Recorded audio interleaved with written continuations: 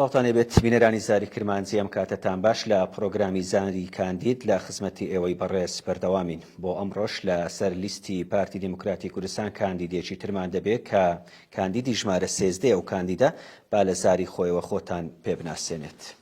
من ئەندازیار بۆ یارتەقیدین قادر ڕوانزی لەدایک بووی شارۆچکەی ڕواندز لە بەرواری 1975 لەدایک بووم. ئەندازیاری بەکەلۆریۆسم تەواو کردووە لە زانکۆی سەلاحەدین و هەروەها ماستەر لە بواری کار و کارژێڕی. ئێستاش کاندیدم لەسەر لیستی پارتی دیموکراتی کوردستان لیستی ژمارە 1970 بە کاندیدی ژمارە 13. کاک بێر ژمارەکەی خۆت ژمارە 13 کێشت لەگەڵ هەیە؟ نەخەری کێشم لەگەڵ ژمارەیەکی پیرۆزە. باشە. کاک بێر بۆچی دەچێت پەرلەمان و چ بەرنامە و پلانێکت داناوە؟ بەڵێ بەپێی ئەو ئەزمونەی خۆم کە پێشتر بەڕێوەبەری ئاوی دەوروبەری هەولێر بووم بۆ ماوەی زیاتر لە 14 ساڵ و ئێستاش کە بەڕێوەبەری بیناسازیم لە وەزارەتی ئاودانکردنەوە ئەزمونێکی چاکم هەیە لە بەشداریکردن لە هەموو ئەو کارانێک کە وا بڵێن دەبێتە هۆی تەوکردنی ژێرخانی ئابووری لە کوردستان. من تاکە ئەندازیاری کاندیدم لە لیستی پارتی دیموکراتی کوردستان بە ژمارە 1970 ئەزمونێکی چاکم هەیە بۆ زیاتر لە ماوەی 15 ساڵ لە بواری بیناسازی و ئاودانکردنەوە. کاک بێر بۆچی دەچێت پەرلەمان و دەتەوێت چی بکەی و چ پلانێکیش داناوە؟ بۆیە دەچم پەرلەمانی کوردستان بۆ بتوانم لێوێ لۆبیەک دروست بکەین بۆ زیاتر داکۆچکردن و چاودێریکردنی هەموو ئەو پرۆژانە و ئەو خزمەتگوزارانی کە لە شار و شارچکەکانی هەرێمی کوردستان جێبەجێ دەکرێن هی هەموو پارێزگای هەولێر و بە تایبەتی ئیدارەی سەربەخۆی سۆران تا بتوانین خزمەتی هەموو کۆڵان بە کۆڵان و هەموو ئەو شوێنانە بکەین کە هێشتا پێویستیان پێێتی. باشە.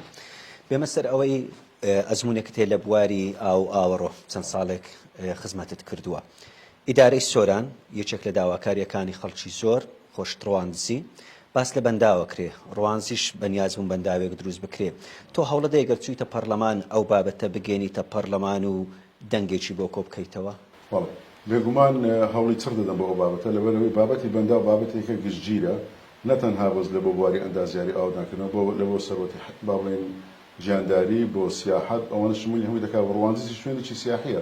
کاک بێر یەکێک لەو بابەتانەی کە لە سنووری ئیدارەی سەربەخۆی سۆران داواکاری خەڵکە و ڕەنگ بێ دەنگدەرانی تۆش لێرە بە تایبەتی ڕواندز ئیدارەی سۆران بەگشتی شەڵێم نەبوونی بابەتی بەندا و یەکێک لە داواکاریەکان چی ئەەکەی ئەگەر چوویتە پەرلەمان ئەو داوایانە بگەێنی و کاری لەسەر بکەیت؟ بە خۆشحاڵیەوە کابینەی نوێمی حکوومەتی هەرێمی کوردستان بە سەرۆکایەتی ڕێزدار جەناب مەسعود بارزانی ڕۆڵێکی گرنگی داوە بە دروستکردنی بەنداوەکان. دەتوانین بڵێن لە هەرێمی کوردستان زیاتر لە 9 بەندا و ئێستا لەژێر جێبەجێکردندا. بەندا و ڕۆڵی خۆی هەیە لە هەموو ئەو بابەتانەی کە پەیوەستە بە ژیانی هاوڵاتی بۆ دروستکردنی هەڵی کار بۆ نەهێشتنی ژینگەیەکی پیس بەشدارە لە دروستکردنی ژینگەیەکی خاوێن بۆ سەروەتی ئاژەڵی و هەروەها گلدانەوەی ئاو ئەوانە هەموو سوودەکانی بەنداون. بۆیە من داواکارێکی سەرسەختم لە پەرلەمان بە دوواداچوو بکەم بۆ جێبەجێکردنی پرۆژەکانی بەندا و لە هەرێمی کوردستان. کاک بێر یەک شت هەیە خەڵک زۆر زارگلەی ئەکاڵێ ئەندام پەرلەمان ئەگەر دەرچوو وەڵامی نابێت لە بەرامبەر تەلەفۆنی خەڵکە منەتی بەدەنگ دەرنامێنێتن.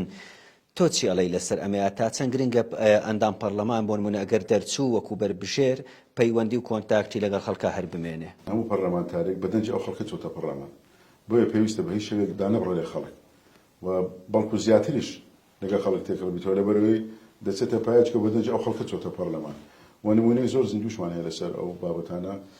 کاک نەهرۆ ڕواندزی لە ساڵی 2018 ئەندام پەرلەمانی ئەنجومەنی نوێنانی عێراقە و تا ئێستا بەبەردەوام لە هەموو ئیدارە سەربەخۆی سۆران بەبێ دابڕان بەردەوامە.